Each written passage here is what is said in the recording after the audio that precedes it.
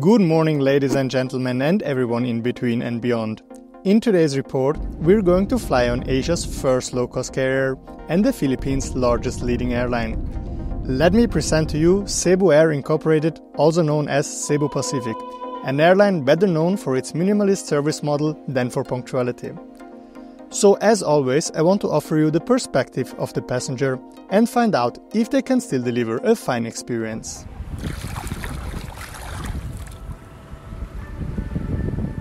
Our journey kicks off on the splendiferous island of Boracay, a slice of paradise that looks like it drifted down from the heavens.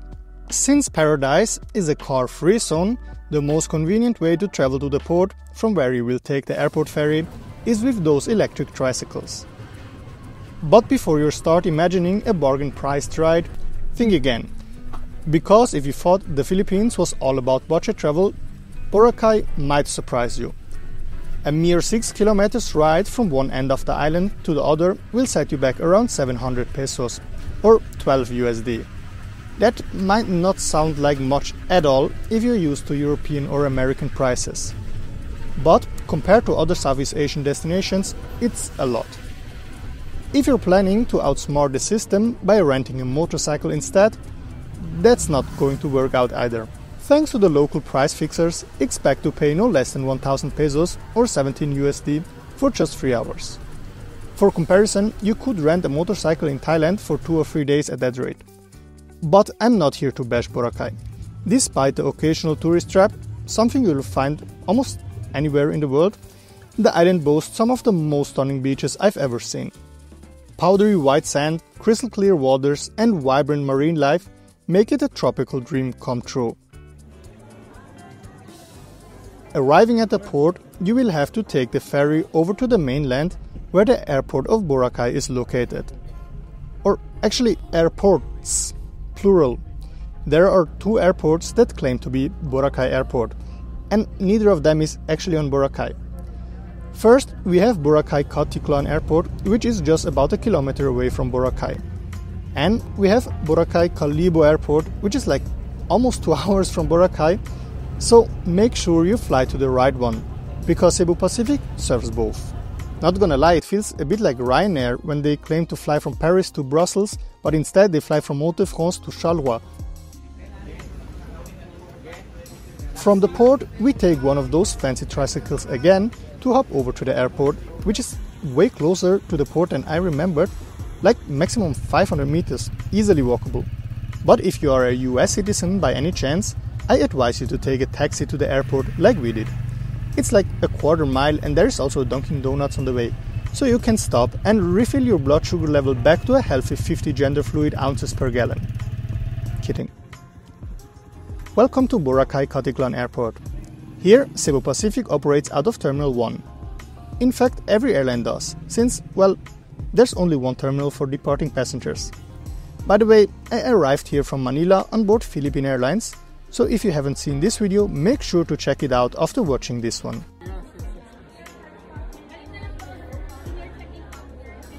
The check-in area is a bit cramped and feels rather dated. Despite having 2 or 3 staff members at each counter, the work speed remains, let's say, delightfully laid back.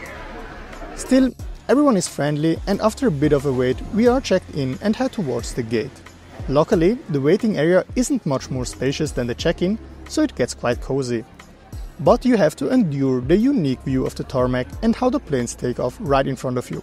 What a nightmare for an F-gig.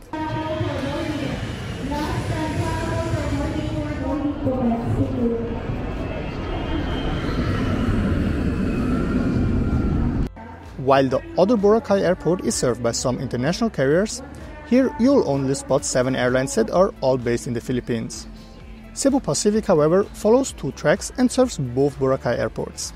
They offer multiple daily flights to Cebu, Clark, Davao, and Manila, similar to other domestic carriers, which results in a tremendous load of passengers.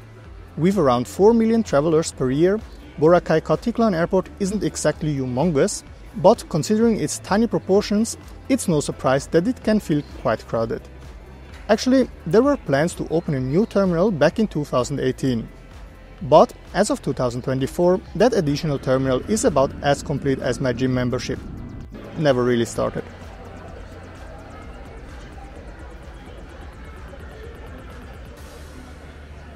This airport is managed by the Transair Development Holdings Corporation, a subsidiary of the San Miguel Corporation. Yes, the famous brewery. But if you think an airport operated by a beer company is unusual, Cebu Pacific takes it a step further. It's owned by the JG Summit Holdings, which not only manages airlines but also deals in petrochemical products, radio and TV broadcasting, staff augmentation, hotels, banking and shopping malls.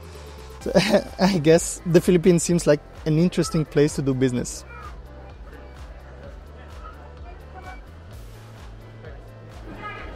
December 21. Obviously, our flight is delayed. But finally, I'm torn from my daydreaming of a life as a successful aviation YouTuber who sells his honesty to profit-hungry airlines and lies to his viewers out of lust for fame, because it's time for boarding.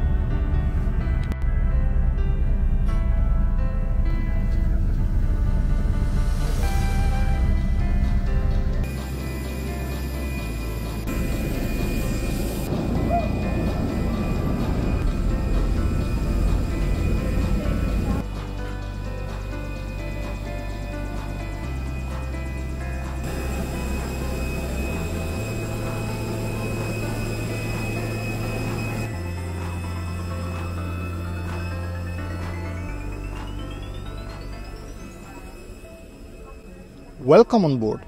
The thing we are dealing with here is an Airbus A320neo that comes in a standard free all-economy configuration and has space for 180 passengers. Despite being only 2.5 years old, this bird has quite a Mr. Worldwide history, as it was originally intended for the Indian carrier Jet Airways that went broke, then for the Russian S7 Siberia Airlines, which was not allowed to import it anymore from the EU after things happened. So it went to an Irish aircraft leasing company, which wanted to lease it to the newly created ITA Airways, which somehow did not work out as well. So in the end, it landed here in the Philippines with Cebu Pacific.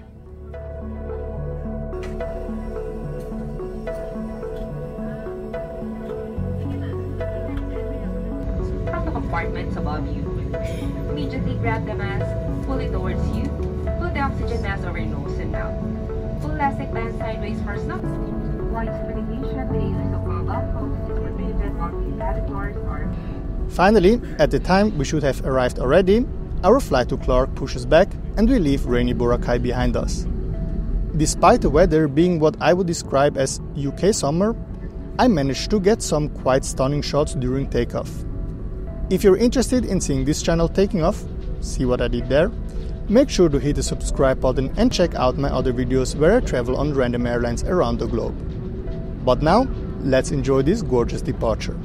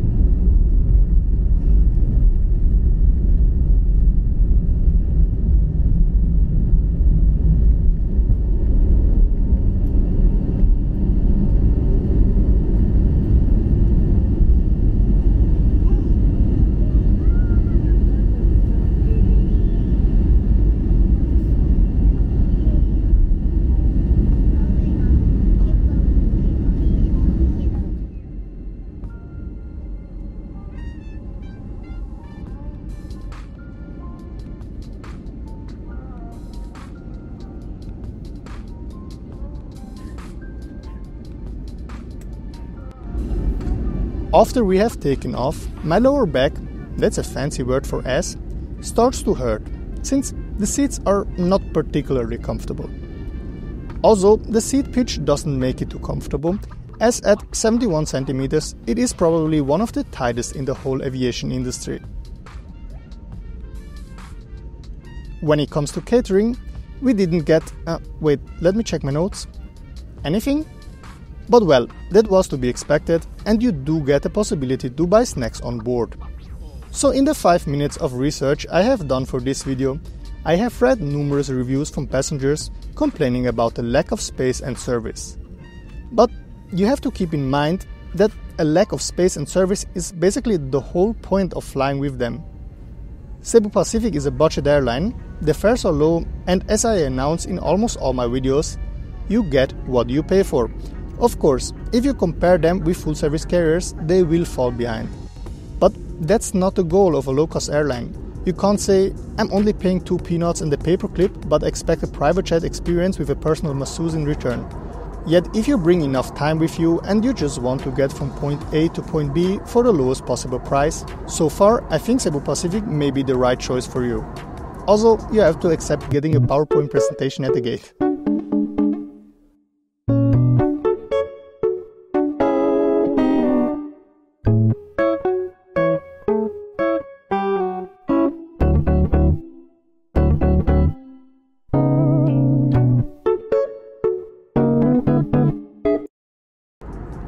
What I do have a problem with, on the other hand, is when staff are lying, if they don't process your promised refunds or if they lose your bags. In my case, that didn't happen, so I can't really comment on that. But if you had issues with them, feel free to let us know in the comments. Of course, there is no in-flight entertainment system here, but instead we get introduced to something called the selfie game. I'm not entirely sure what the rules are, something about taking selfies to win a prize. I didn't quite get it, and neither did the rest of the passengers, because no one seemed particularly eager to participate. Meanwhile, the crew was all in, hyping it up, and I genuinely appreciate their effort. Maybe we were all just too tired from our beach holidays to muster the energy for a selfie competition. Still, kudos to Cebu Pacific for trying something unique and injecting a bit of personality into the flight. You can tell they're genuinely aiming to offer a fun experience.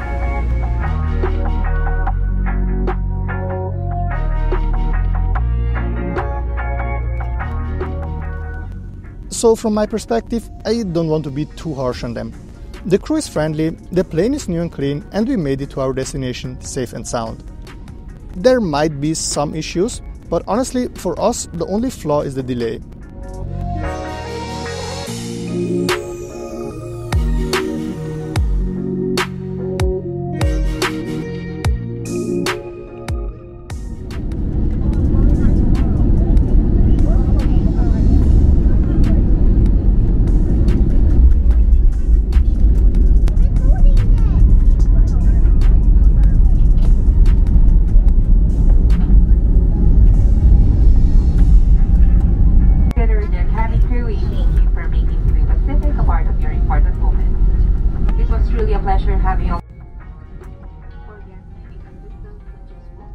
Arriving at Clark International Airport, we parked next to Josh Cale's favorite airline. Although this airport is a lot bigger than I had expected, luckily we managed to catch our connecting flight to Bangkok despite a delay. Yet, it is worth mentioning that Cebu Pacific only operates point-to-point routes, meaning there are no guaranteed connections. If you miss your next flight, it's all on you. And they aren't obliged to compensate you or book you a new flight. Passing the responsibility for delays onto the passenger is not something that only Cebu Pacific does, but is a standard practice of many low-cost airlines, including Ryanair and Wizz Air. But if that's the price for budget-friendly tickets, it's something you can live with. And if that doesn't suit your needs and budget isn't your top priority, there's always the option to fly with another carrier, say Philippine Airlines. Check out my videos on them by clicking here. Thank you so much for watching and see you soon.